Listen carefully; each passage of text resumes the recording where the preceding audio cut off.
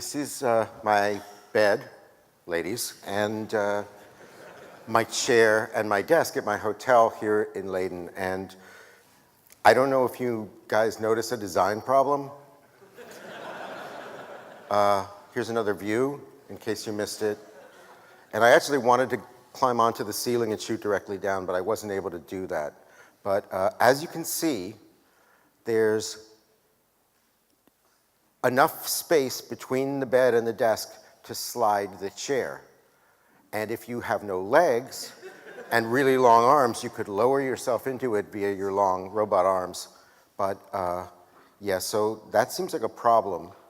And I'm sure that someone was reprimanded or lost their job or something sad, but it really doesn't matter because for the next 25 years or however long it takes them to amortize the investment in these chairs, that's how it's going to be. So it's a luxury hotel. It's awesome.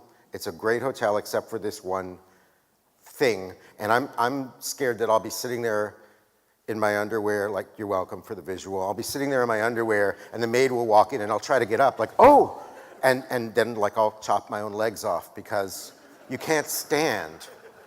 So I just thought I would, Simon began the day with bad design, and I want to end it with bad design, so that was my contribution. And other than that, really enjoying Leiden very much. I came here from New York, which is where I live. That's not New York.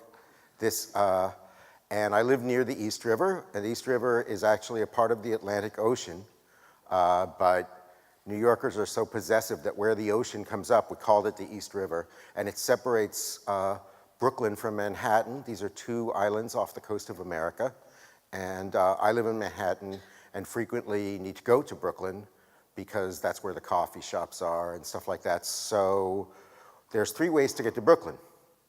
One is by subway. How many of you have seen the movie where these giant locusts from another planet are in the subway? Anyone? How about where there's like, to an 80s soundtrack, there's like these rival gangs tearing up the subways? Anybody seen that? Okay, what about graffiti on subways and,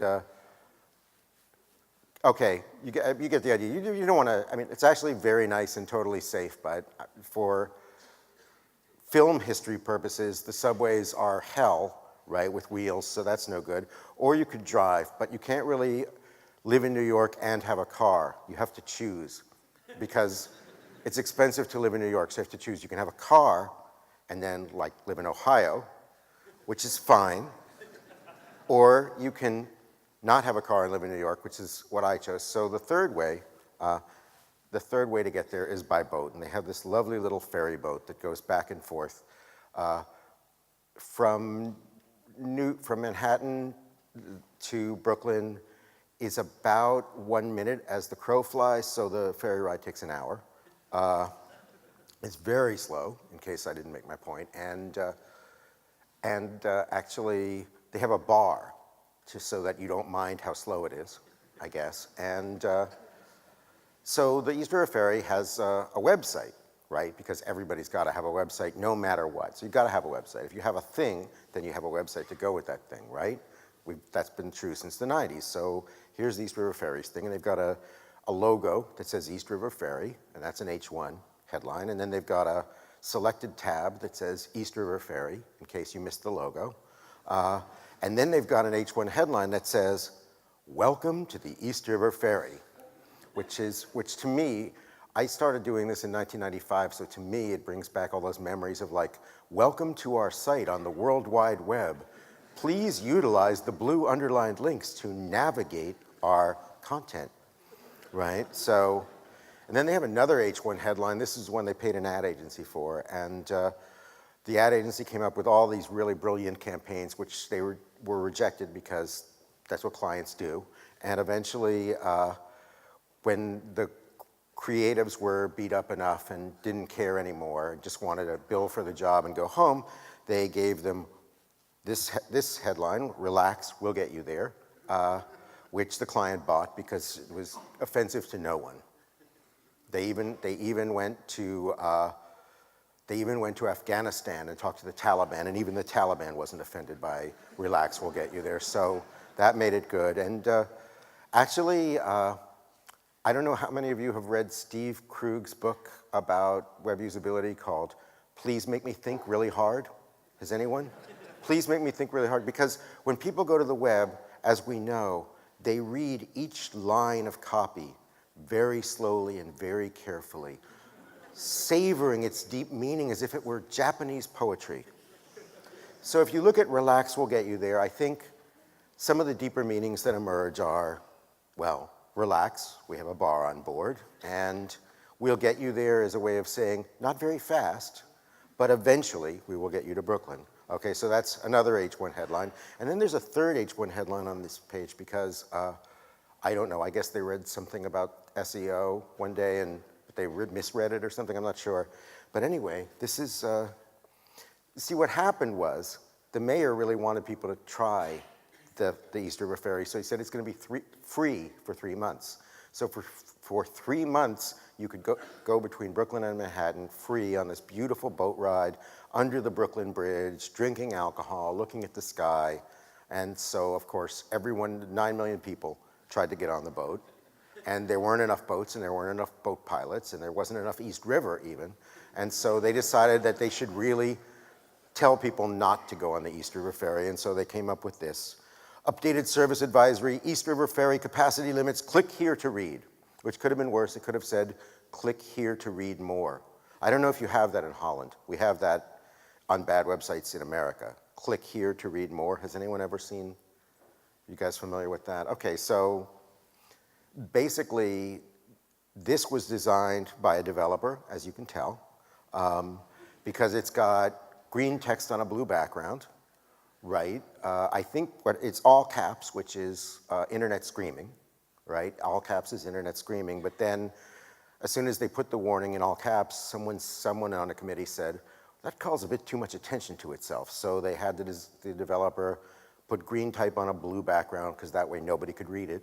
And then they said, well, that's good, it's screaming, but no one can read it, but now no one can see it. So the developer put an interrobang in a yellow triangle, which is internet first aid, and in that way warned everybody to please read this illegible comment that says not to use the ferry. So it's, welcome to the East River Ferry. These are the 3 H1 headlines. Welcome to the East River Ferry. Don't ride the East River Ferry. Relax, we'll get you there.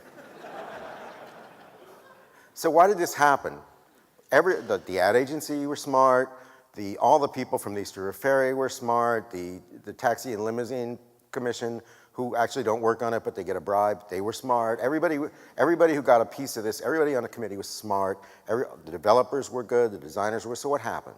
Well, one thing that happened is nobody planned for contingencies. The design was treated as if it was a brochure, right?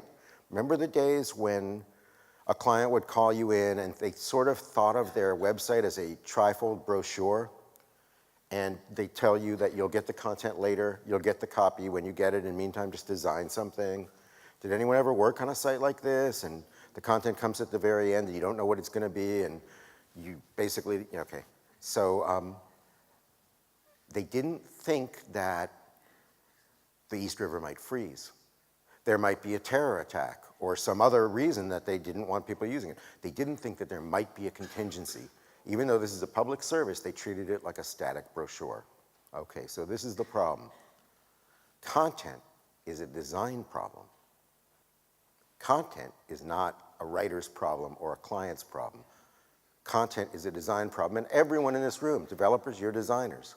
If you're shaving bandwidth off your code to make it faster over mobile, you're designing an experience. Everything that you do that's about craft, about best practices, about a better user experience, that's design.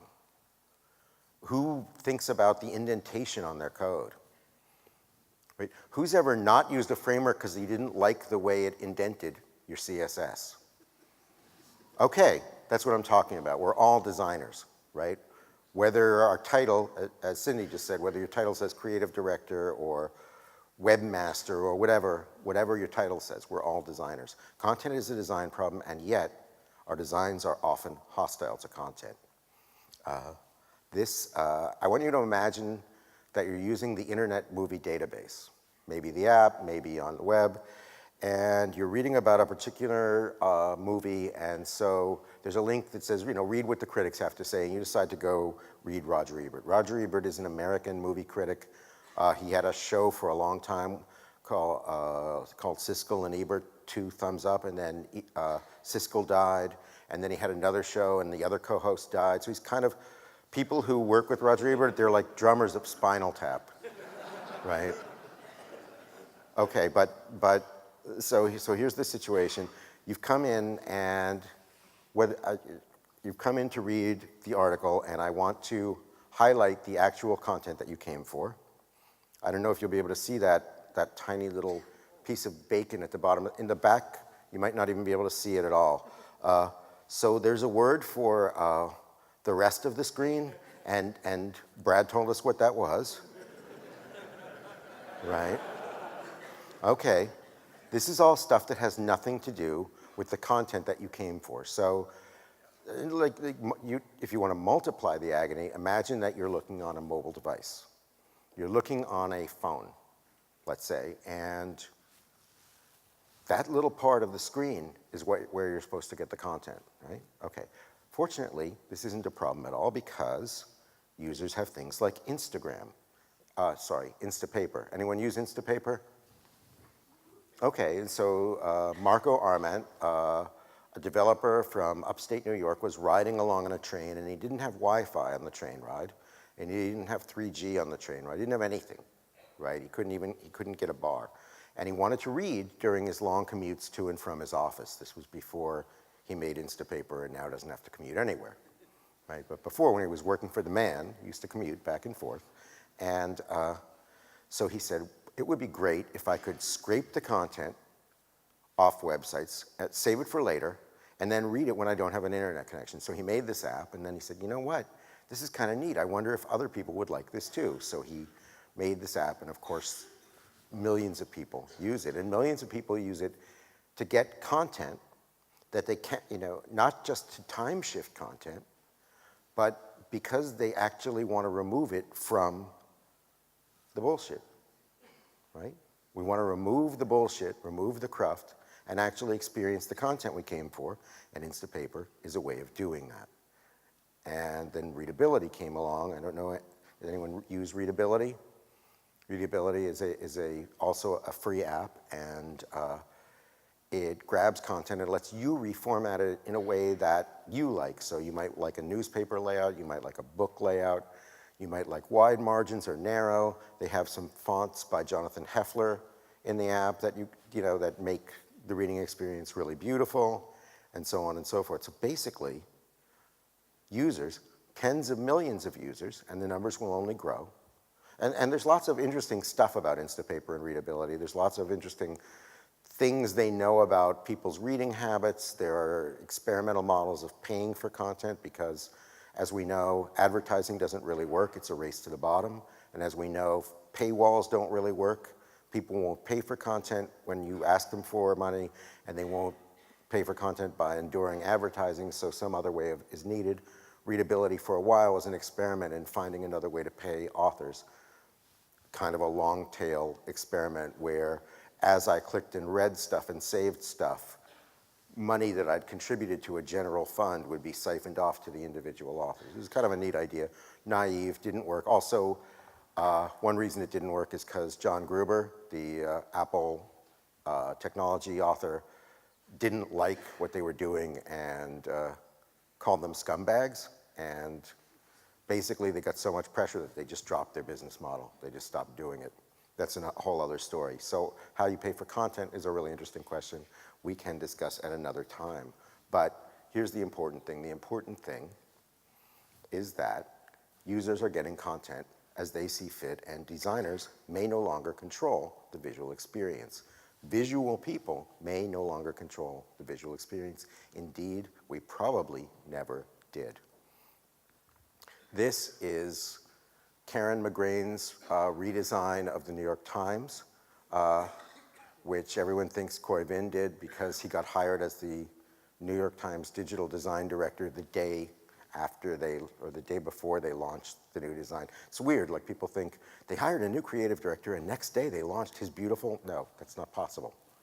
That's not possible. You need at least 6 months, a year. I don't know. Depends how big the budget is, right? How long it takes.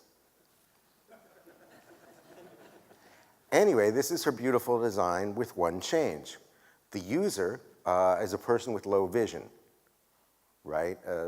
And a person with low vision can tell their browser, I need a minimum of 24 points, no matter what the style sheet says, no matter what the website says. They don't have to be savvy at all. I need a minimum minimum font size of 24 points. And if you tell your browser to do that, it breaks this beautiful fixed width design. Right? This is not something that would be a pleasure to read. Does anyone recognize this web page? No? Thank you, Wikipedia, exactly. And this is an article about web design, which is really funny. It's weird, because when I read Wikipedia about something I'm interested in, I always think it's authoritative. And then when I read it about web design, I'm like, oh, who writes this crap? By the way, feel free to go, and it's a community, so you guys should go to the web design article in Wikipedia and fix it in Dutch and English, obviously. But look, the Wikipedia page, it's the same user who has a minimum of 24 point type. I don't even know what 24 points means in the digital context, but leaving that aside. I told my browser 24 point minimum, and this is what I get on Wikipedia, and Wikipedia kind of works. So the answer is, don't design anything very good. And if you design really loosely and it almost doesn't look like design, then it'll work. Thank you. Any questions? Okay, no, that's not the message we want to take away. Here's just another quick example. Colorblind user sets the background to purple. I don't really know why. This is just my example. But we'll pretend that this person has a very unique form of colorblindness, which requires them to do this. Notice that the Yahoo site doesn't really work anymore. And this is Sean Inman's website, which is a beautiful light gray on white until you make it purple, and then it's just sad. This may be why Sean stopped doing websites and became an app designer, because he saw this slide of mine, which is just sad, although they're cool apps. Does anyone know who Sean Inman is? Fans of Sean Inman? Look at all those hands. Awesome. Okay. Okay. So we've never really controlled the visual experience, because there's always been some user who was on, some user in Africa on really slow dial-up where the images wouldn't load, some user who was using Netscape 4 whether we wanted to believe it or not, someone who was using a 7-year-old kiosk at a terrible airport in hell and had a tiny screen, even though we decided that 1024 by 768 was the rule. They didn't have that, so they were like looking at it like that. Jeremy Keith, in an article on ideal viewports, I have a URL there, but don't bother copying that. Just Google Jeremy Keith ideal viewports or adactio, ideal viewports. And in this article, he talked about the consensual hallucination. We'd all been sort of breathing the same fumes and pretending that we knew what the user had in terms of browser and et cetera, and settings. That was never really true. John Alsop's A List Apart article, A Tao of Web Design, has been cited a couple times in this conference. I'm going to cite it again. It's always been true that Tim Berners-Lee said this is a universal medium and it's all about accessibility and use HTML to make your content accessible to all. That's always been what we knew, but we've always had this pressure from clients or in-house teams, make it look like a brochure, make it look pretty, make it look the same on my computer as it does on Jane's computer. How come it doesn't look the same on Jane's computer as it does on mine? And bowing to that pressure, we all pretended that we had control, and we would, under carefully orchestrated circumstances, show the client 3 or 4 instances where it did look very similar, and this is really just a hallucination. Jeremy's article, he's talking about viewport sizes, but it's not just viewport sizes, it's everything. It's font sizes, it's background colors, it's whether images load or not, it's whether JavaScript's on or not, it's everything, okay? Here's the difference. It used to be that Eric Meyer, my partner in An Event Apart, someone like that would write a style sheet turning everything to Comic Sans because they could. But that was an unusual and kind of sad activity, right? Or maybe one or two users with disabilities would change a setting because they needed to change that, not one or two. Hundreds of thousands would change, but it still was a minority activity. It's not a minority activity anymore. In the age of Instapaper and Pocket and readability, it's not a minority activity to completely ignore your layout if I don't like it or don't want it or I just came for the content, right? Now it's being driven by the user's need for content. Bypassing your layout is not a new thing on the web, but it's now become kind of a mainstream thing on the web, and it's being driven not by special needs or not by special quirks, but by the user's need for content. Did someone say sorry? You are the most polite people in the world. I feedback, he says sorry, that's great. Okay. Okay, so if we don't control the design, if we don't necessarily control the visual experience with absolute perfection, what is our job? To serve the customer, or, in more scientific language, to connect the right user with the right content at the right time. That's what we do. That's the goal of experience design, user experience, interaction design, digital design, web design, however you frame what you do. The goal is to connect the right user with the right content at the right time. And if you do apps, still the right content at the right, it's still about that. You could say, oh, well, we don't really deal with content. Well, what do you do? Well, we make stuff that lets users upload their photos and mark their friends' photos as favorites, and so that's content. Right? Content isn't restricted to words. Everything that we do, somehow or other, is about content.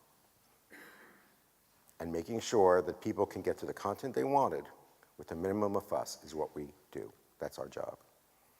Now, I like to explore positive things by looking at negative examples, and I also apparently like to give the same talk as Brad, who gave a talk a couple hours ago, so we'll see what it sounds like with my voice. Actually, I have a puppet, and I'm going to throw my voice, and that'll make it even more interesting. I'm just going to give Brad's talk word for word, but in my voice with a puppet. We'll see how that goes. Okay, this is Bebo. This is a tweet about Bebo. Bebo was a website, and Bebo was a web service, and it's in Wikipedia. But it's not in Wikipedia for the same reason as Twitter or Facebook. Twitter or Facebook are in there because they have millions of satisfied users, and they've evolved cultural practices, and there's lots of interesting things you can say about them. Bebo's in Wikipedia because they were the first company to spam their users in a really unique and hellish way. It works like this. You get an email. I get an email from my friend Whitney. Dear Jeff, I'm using Bebo, and it's awesome. Would you join me there? So I think, well, I really trust Whitney, and she has such good taste. Sure, I'll check it out. I click the link, and it says, hi, you respond, were you taken in by this? Did you experience Bebo? Is this something I said? Anyway, sorry. I'm really sorry. I was talking to that person over there. Okay. Basically, they would say, Bebo's even more fun if you have friends. Would you like to have friends on Bebo? And I go, okay. I click yes. No, I'm going to use a social thing with no friends. Of course I'm going to say yes. I click yes, and it raids my address book and sends an email to everyone in my address book saying, hi, it's Jeffrey. I've just tried this new thing called Bebo. And so virally, in a couple of hours, they suddenly have 1 million new signups. They don't have 1 million new users. They have 0 users. They have 1 million new signups. And they did this so they could get funding, right? Who works in a startup? Anybody? No startups? Okay, a couple of folks. And are you self-financed, bootstrapped, or are you investors' money?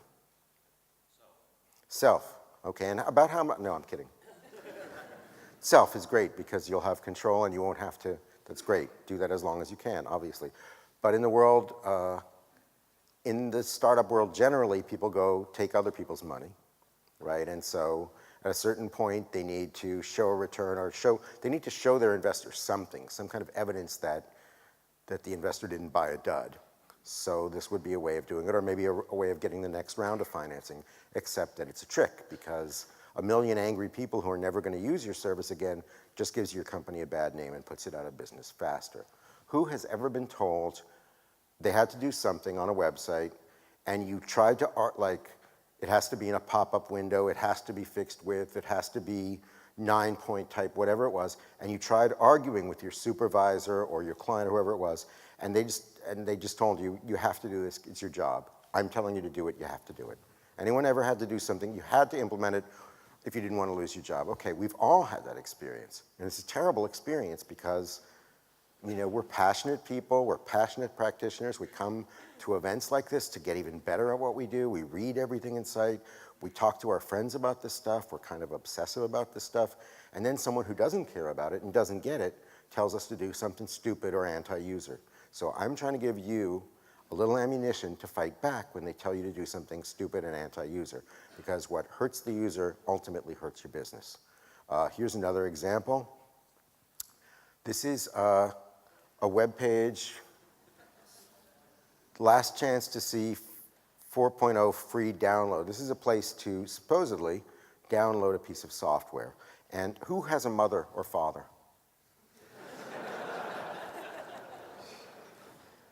Okay, you sir did not raise your hand. I want to talk to you about that afterwards. Right, so I think, I think about your mother, her gray hair, sitting in a rocking chair, you never call. I think of my father. My father was an engineer, and he worked on robotics and rockets in the 70s and 80s, really awesome, amazing stuff. And so he's not afraid of technology. I'm trying to think of him coming to this page, and he's looking for the download. What would he hit? Well, he might hit update audio drivers, or recommended download the big blue lozenge, or maybe the 5 stars with the button that says download now.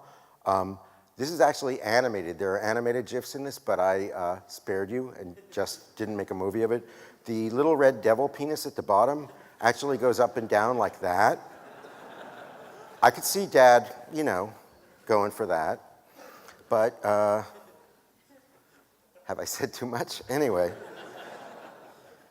Actually, what he should have hit is the link that says external mirror 1-zip. Do you know why we know that? Because we're geeks. Normal humans don't know that. We know how to design. We know how to do really bad, disgusting, client-driven design where make the button as big as possible. So these people are doing all the hack client design tricks known in our industry to mislead, to make you click something else. And what do you think happens if you click recommended download or download now or any of that stuff? What do you think you see? Pop-ups, ads, exactly, yes. Here's the last one, and this is my particular favorite. The top of the page says, up in as little as 6 weeks, which that's a good, I'd like to be up in as little as 6 weeks. Or even sooner. It's for a product called SAP CRM, CRM. SAP CRM, does anyone know what CRM is? It's an acronym, that's correct. And there's some really fascinating content about Windows XP preloads, which I think we're all eager to click on. But somehow, even with the promise of being up in as little as 6 weeks, maybe not enough people were clicking on the ad. So what do you think they did? This is diabolical.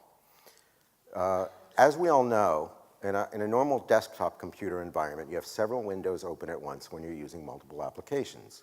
If you want to click into Photoshop, you click in the background of a Photoshop document in order to bring it to the foreground of the computer's memory, activate the window, however you phrase it to yourself. If you want to go to Excel or Word, you would click in the Word document, And if you want to activate your browser window, which is now in the background, you click into the background of the browser window. Not the foreground, because you don't want to accidentally hit a link. You click on a background pattern.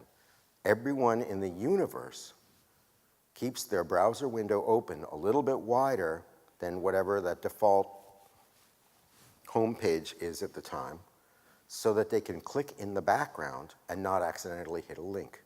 So what would Hitler and Satan do?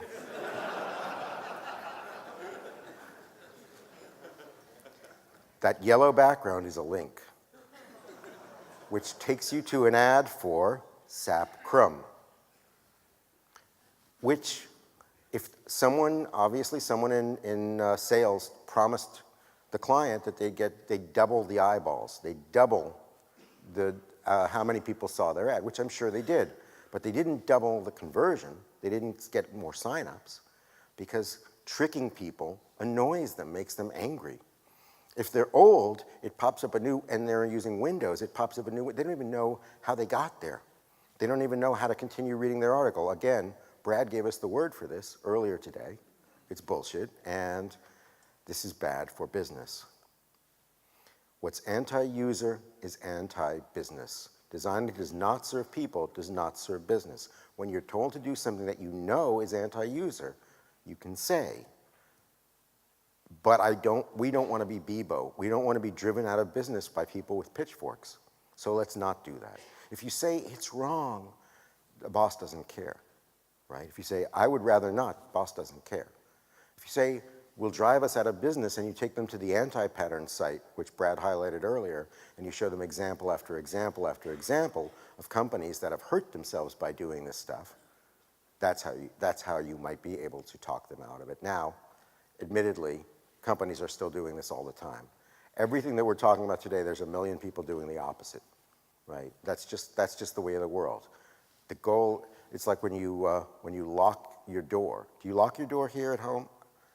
In Holland, you lock your door so that of course, a determined burglar can get in anyway, but if it's like a kid on drugs or something, they'll just go to an unlocked door, right? If you lock your car, someone can get in if they really want to, but they'll probably go to someone else who left their car open. It's like that.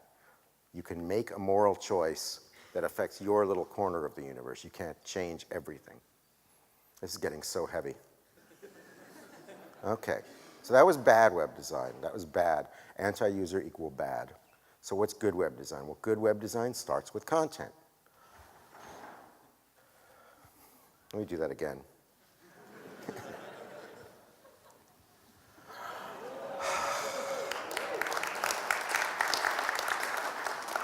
Thank you. I can't believe Apple's such a weird company because they're so classy, but then they do like all the skeuomorphics and all these cheesy, I don't know. Anyway, the cheesiness of that appealed to me. So basically, here's what I want to say about content. Content precedes design. Design in the absence of content is not design, it is decoration. And I know this because I've had to do it. One of the toughest projects I ever had was the Blogger redesign. Who knows Blogger? Who's familiar with Blogger? Not the noun, but the product. Okay.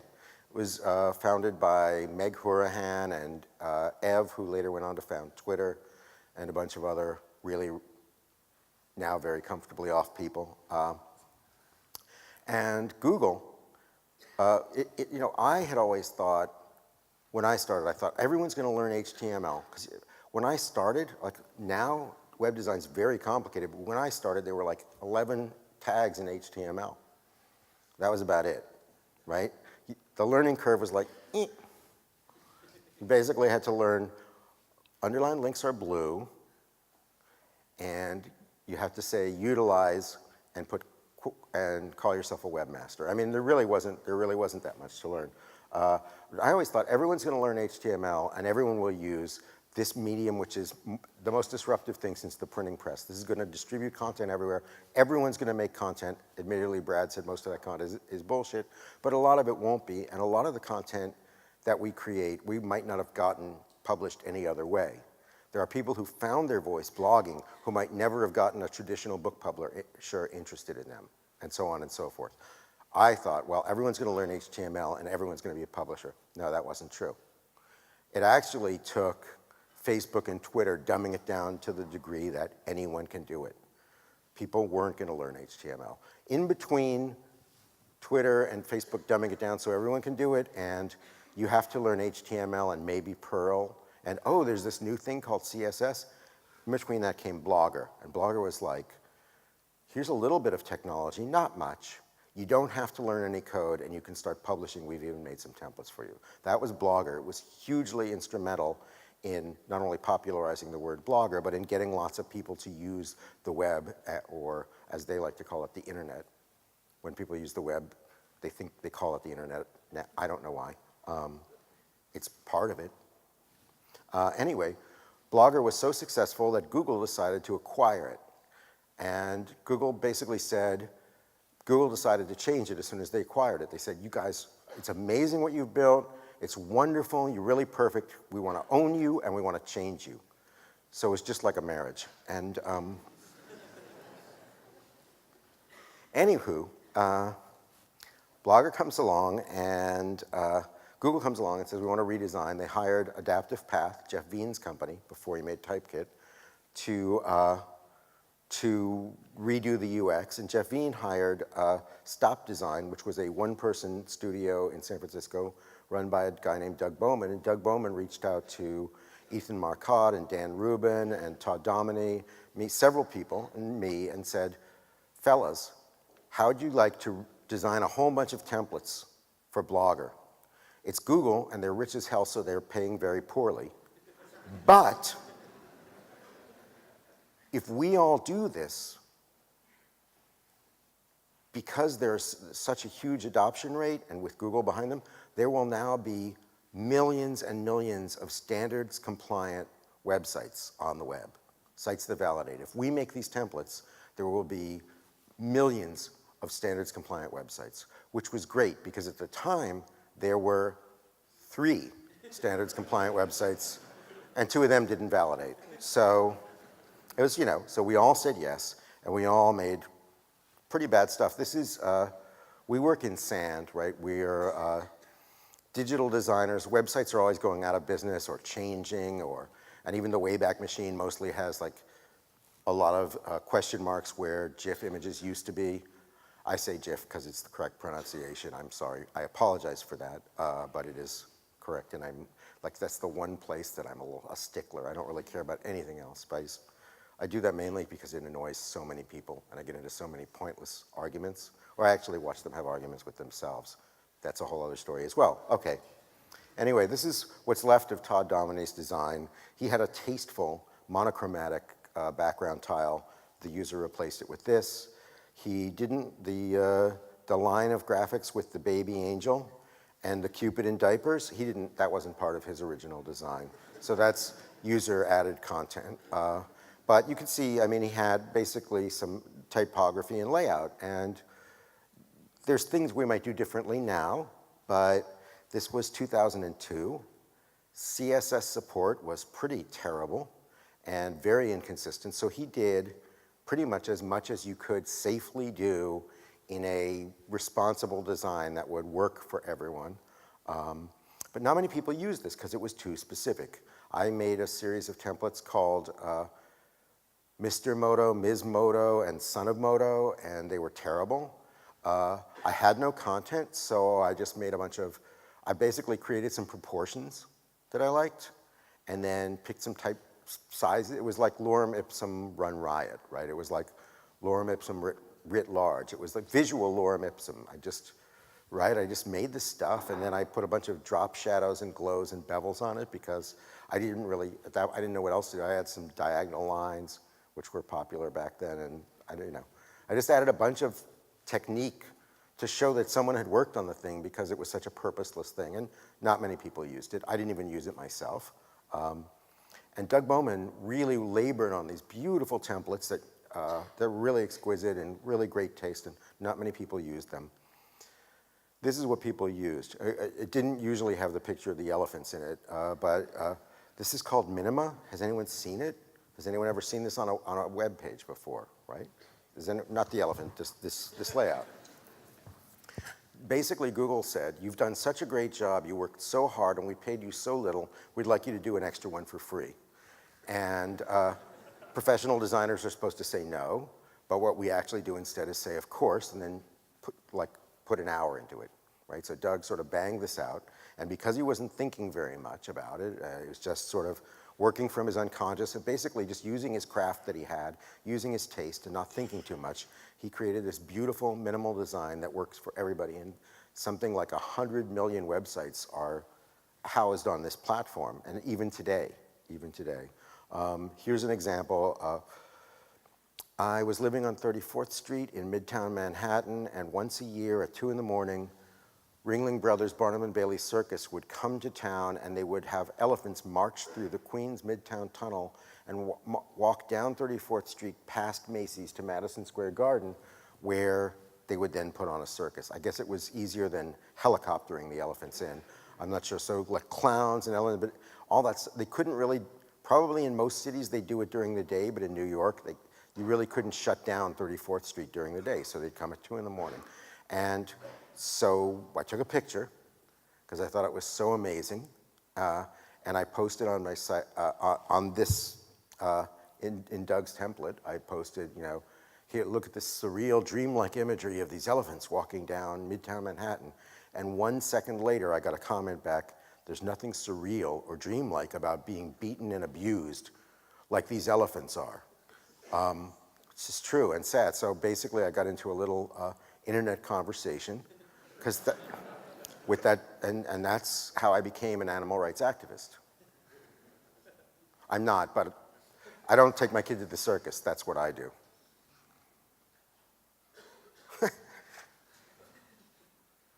That sounds like I'm a terrible person. I don't take my kid to the circus because we love animals and we don't want to. And then this is the same template used by John Slayton. John was a professor of English at the University of Texas, and he went blind in his 30s. And I would have, if I had gone blind in my 30s, I would have gotten a bottle of Drano and drunk it, and you wouldn't have seen me anymore. But what he did, he became an accessibility expert, and this was in the early 90s. And he convinced the University of Texas that they should not only retain him as a professor of English, but that they should start an accessibility department, and they should start a web department. And he reasoned that English, which is in America, English is where they teach literature, right? That's the title we give to teaching literature. I don't know why. And he convinced them that the web was the new medium of storytelling, and therefore they should have a web department within the English department. And they bought it, and he built up University of Texas as a, and companies sprang up around it. It was really great. And then he got leukemia. And he survived leukemia. He went through all 3 treatments that you can have that are all like from hell. And he survived and beat leukemia. And he went on a worldwide tour talking about accessibility. And then he got leukemia again and died. And he narrated his whole experience on this website. And it's pretty amazing. You can either find it really depressing or really inspiring, depending on your beliefs or your mood that day, but it's kind of amazing stuff to read. And I bring up this horribly tragic thing and this other, I guess, comically tragic thing. Wow, I wish I had a happier example, but I bring up these things because this layout works for everything. This layout is like salt. It doesn't really have any flavor of its own, but it makes everything that it's put on taste better. Or butter. This layout is butter, right? Like you have a piece of fish, it's pretty good. You put some butter on it, it's better, right? You have some broccoli, pretty good. Put a little butter on it, better. Are you guys getting the picture? This layout is like that. This layout just works, and it is the exception that proves the rule. There was a guy, Armin Veit, he does underconsideration.org or .net. It's a design blog, and he lamented several years ago that there was in his mind, there was nothing on the web that equaled the iconographic grandeur and power of, say, a Milton Glaser illustration. And I said, what about this? This almost invisible layout. If you understand what the web is and you understand what web design is, this is equal to the grandeur of that. And it's the exception that proves the rule. Basically, you need to know content. You need to know what you're designing for. Otherwise, you're just, and we all have done this, otherwise you're just picking colors at random, picking shapes at random. You're drawing, you're illustrating, you're doing something else, but you're not designing. Design is problem solving. If you don't know what problem you're solving, then you're doing something else. You're making art. Not the most interesting art, right? If you're making a layout and you don't know what's going in that layout, you're making art, just shitty art, okay? So serving the public means good experience for everyone, and that means, as everyone here knows, the days of best viewed with are over. Except in the great state of Florida, in my country. Florida is a wonderful place, except they're all crazy, and they have hurricanes, tornadoes, locusts, fires, death of the firstborn. It's just pretty awful, the stuff that can happen in Florida, because they're between a gulf and an ocean, and the trade winds blow there. It's just a mess. So they made this really elegant and glorious example of typography that tells you how to survive a disaster. And of course, in order to experience this in its grandeur, you need the latest version of Microsoft Internet Explorer, the latest version of Flash, the latest version of Windows Media Player, and the latest version of QuickTime, or you're going to die. Which I think is good, because after the floodwaters recede, I don't want to see a survivor who used the wrong browser. Let's get rid of those people now. Okay, but if you're not in Florida, we use progressive enhancement. Does everyone in this room know what progressive enhancement is? Is there anyone who does not know? Shout, I do not know. You do not know what progressive enhancement is? Okay.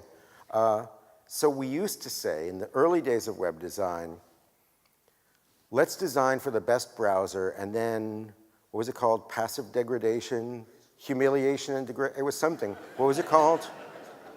Graceful degradation.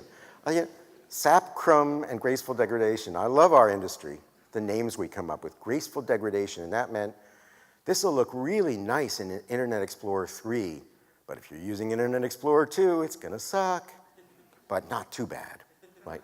And then Steve Champion, a member of the Web Standards Project, wrote an article for WebMonkey around 1999 where he turned that on his head and said, well, if the web is really about good experience for all and HTML is the foundational technology of the web, let's make websites that work on a Newton. Let's make websites that work in the crummiest phone ever, and then work up from there. And then layer in experience according to the capability of the receiving device or browser, right? So the more, if you've got the latest Chrome build, then you'll see some nice, bringing this into today's terms, then you'll see some nice CSS3 action. And if you've got IE8, you might not see a particular subtle animation effect, but you'll still get the bulk of the design. And if you're using Netscape 4, you'll get the fonts and colors in our logo, and it'll be readable, and it'll be legible, and not just legible, but readable, which means nice to read, right? Progressive enhancement.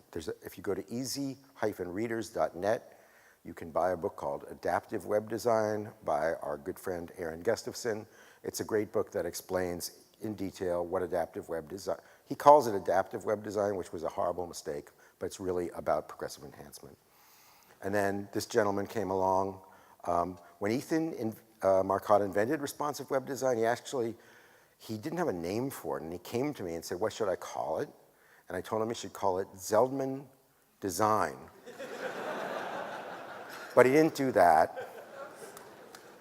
He called it responsive web design, and he did an article in a list apart, and like 1 hour later, there was Ian Hicks had made his site responsive. This, of course, if you're unfamiliar, and I'm sure everyone is very familiar, if you're unfamiliar with responsive design, it just means that the layout works regardless of, initially, just the size. Initially, people were just talking about the size of the viewing device or the size of the view screen. There's a lot more to it. It's a lot more complex, It's philosophically a lot deeper than that, but as you can see, the first thing people did was, it always looks like a layout. It always looks like it was deliberately designed, and yet it is fluid, and not the crummy liquid layouts some of us did in the 90s, which just looked ugly and had bad measure no matter how you looked at them, were just horrible. No, but this actually looks like someone designed it for exactly the thing that you're viewing it on, even though they didn't. They just basically designed a system instead of a page, okay? Another example, really quickly, this was an event apart, works with Mix Online to do a contest every year to try to get people to make web apps in 10K or less of code, because after all, bandwidth isn't free. And we decided to make it interesting in our second year and actually make it, it had to be responsive as well. Okay, so the point of responsive design isn't about going back and forth like this with your browser. This is not for people who sit in front of their computer and do this. There's something else for those people. But this is about meeting the user wherever they happen to be, serving the customer, bringing the right content in the right layout to the right person at the right time.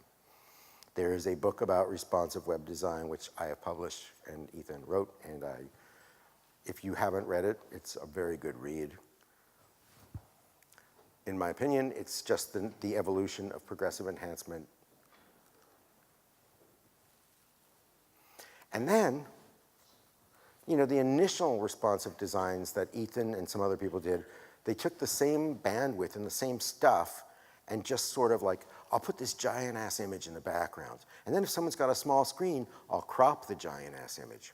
But you're still asking someone on a 3G net connection to download a giant ass image that they can't even see most of. That's kind of stupid. So Brad Frost, who spoke earlier today, started talking about mobile-first responsive web design. He took Luke Wroblewski's idea of mobile-first, designing for mobile-first, thinking of what the user most needs, designing that minimal experience, and then layering in extra stuff if you have more screen space. He took that and applied it to Ethan's idea of responsive design. So he basically, Brad made a Luke and Ethan sandwich. Is Brad here? Enjoy that, buddy.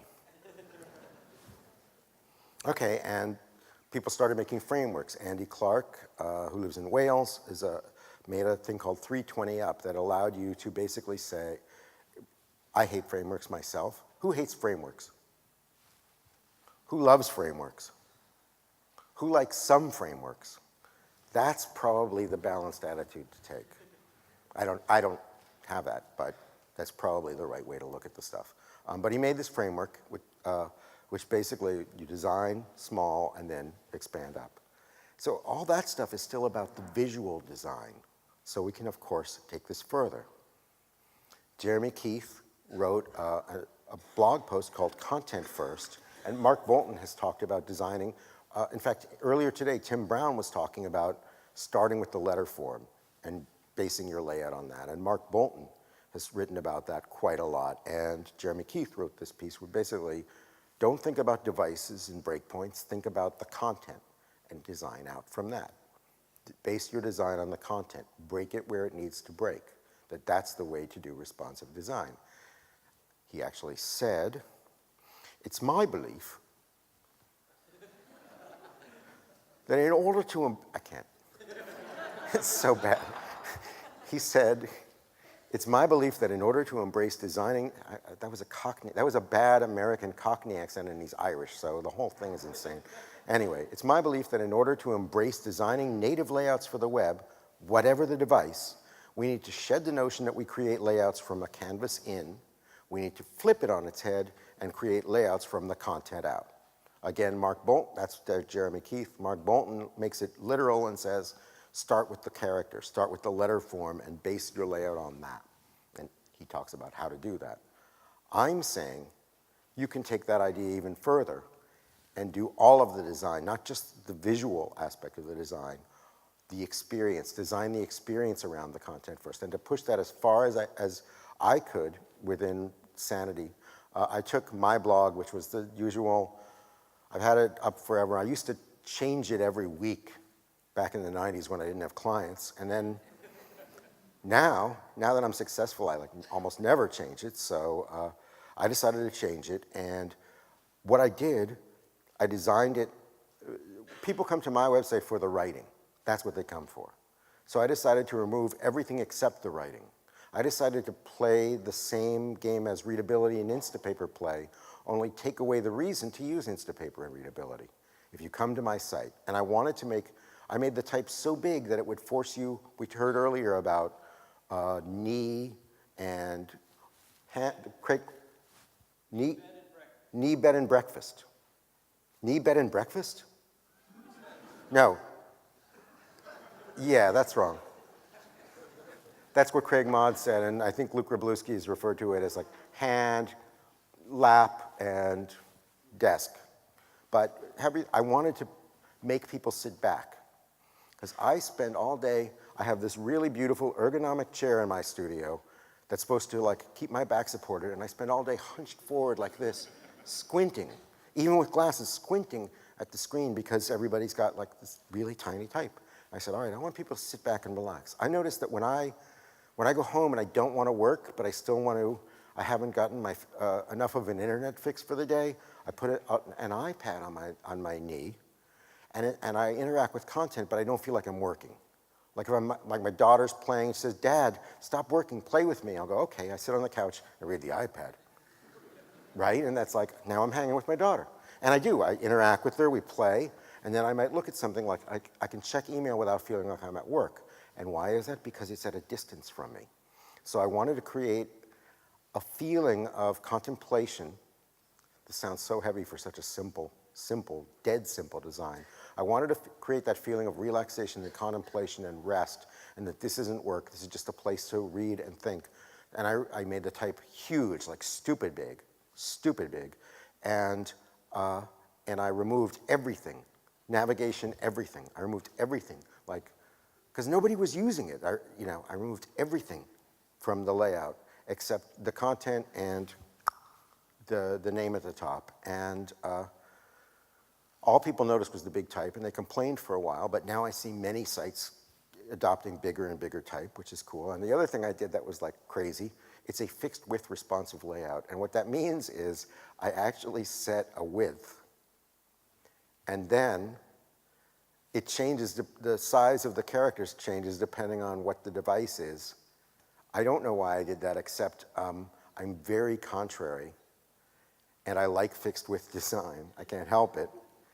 And the first thing that people said when they saw it was, haven't you heard of responsive design? And I said, you mean Zeldman design? Anyway, so and it looks, it works and it looks nice in devices, and that's what it's about. And so and not everybody could, I'm not suggesting that you might not be able to remove the ads from your website. You might not be able to remove the big donate button from your website. You might have to use multiple columns. We recently just redesigned an event at Park too, and we took away columns except when they're needed. When they're needed, put them in. If they're not needed, take them out and let people focus on the content they came for. Small screen of devices, limited bandwidth of devices, because even if someone's got 4G, do you guys have 4G here? Or LTE or anything like that? Oh, you will. Or you'll have something better. You'll have something better like before we do. Because we have monopolies fighting each other in my country. Of course, you have the EU regulating everything here, so I think we all get screwed one way or the other, basically. That's my point. And we can all be cheered, but there's a party afterwards, so that's good. Okay, small screen and limited bandwidth mean putting content first, putting what the user came for first. Right? What's good for multiple devices, what's good for the mobile user, turns out to be good for all.